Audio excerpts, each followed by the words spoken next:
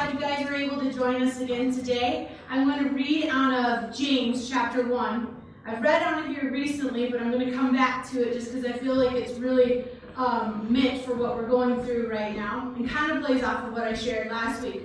So in James 1, verse 2, it says, "Dear brothers and sisters, when troubles of any kind come your way, consider it an opportunity for great joy.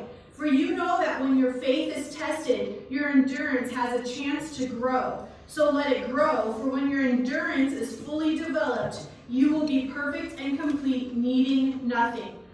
Why would it say that when trouble comes to consider it, to take joy in that? That seems counterintuitive to when we face challenges in this world. And to be honest, it's a really, really hard concept to grasp. Yet, as I've just been dwelling on this lately and focusing on some of these things that we do, because guess what? We have one major thing that's troubling all of us, but our lives are still continuing. We still have jobs, we still have conflicts in work and with family and with friends and whatever area. We still have troubles in other areas that are coming our way. So besides this pandemic, we need to learn some endurance when troubles are coming our way. And you know, why do we consider it joy? Why would we do that? Because it is an opportunity to grow. And what a privilege it is to have an opportunity to grow. We know that if we aren't growing, the opposite of that is we're dying. So any chance for us to grow, to improve, what an amazing gift that is to us. So why do we consider it joy? It's not you walk around being in denial. We don't have to be in denial about our circumstances, but man, we can count it joy that, okay, this is not what I wanted to go through right now. This is not how I wanted it to look. But what an opportunity for me to grow. I'm going to grab hold of that. I'm going to take everything I can out of this situation.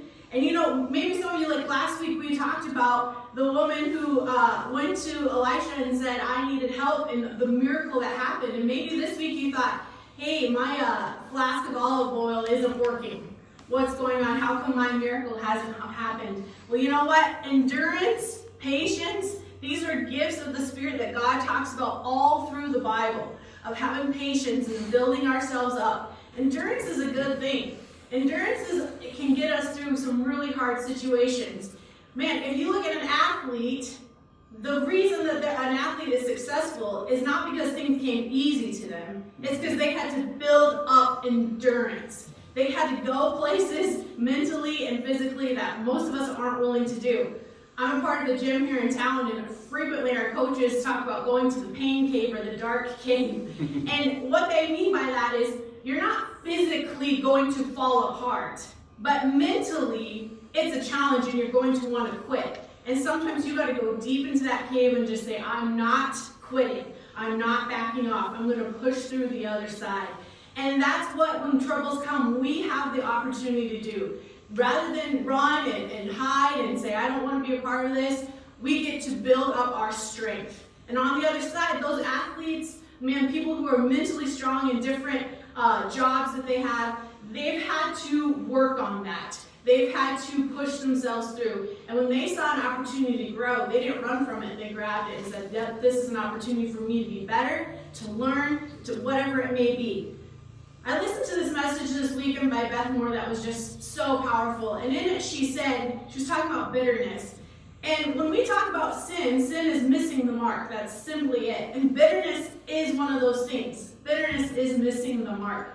And what she said, what I thought was so powerful, is that every day that you wake up and you're holding offense or bitterness towards someone, you're choosing to do that. You don't just wake up and it comes naturally. You wake up and you choose to hold that offense. You choose to be bitter. And imagine how much energy, I've done that in my life, and imagine how much energy it takes out of us to do that, to wake up and choose to live in that negative life. And really oftentimes it's because we're going through things that we just don't want to go through, and we're resentful, and I just want to quit in this area. But imagine if we chose joy in it and chose to push through and to build our endurance and to take that opportunity to grow. If I can choose to wake up and have all those ill feelings, then I can wake up and choose forgiveness. I can wake up and choose joy. I can wake up and choose patience. I can wake up and choose to take whatever opportunities come my way and grow. And I think that they probably take about the same effort Even choosing the good things might take a little less effort, we may come to realize. So I encourage you that when you come into these challenges, when they keep popping up, let's choose joy. Not, again, it's not being in denial, not saying, well, this isn't happening. It's saying, okay, what an opportunity I have to grow. What changes in my life do I need to make? And can I come out this other side stronger, healthier, full of more love and patience for those around me? So we're just going to pray as we take up our tithes and offerings, and you guys are welcome to do that by sending to 180 Old Stone Road, Sturgis, South Dakota, or you can hit, we always have a link on there for our PayPal account, whatever works best for you. We're so grateful for everyone who's been so faithful during this time.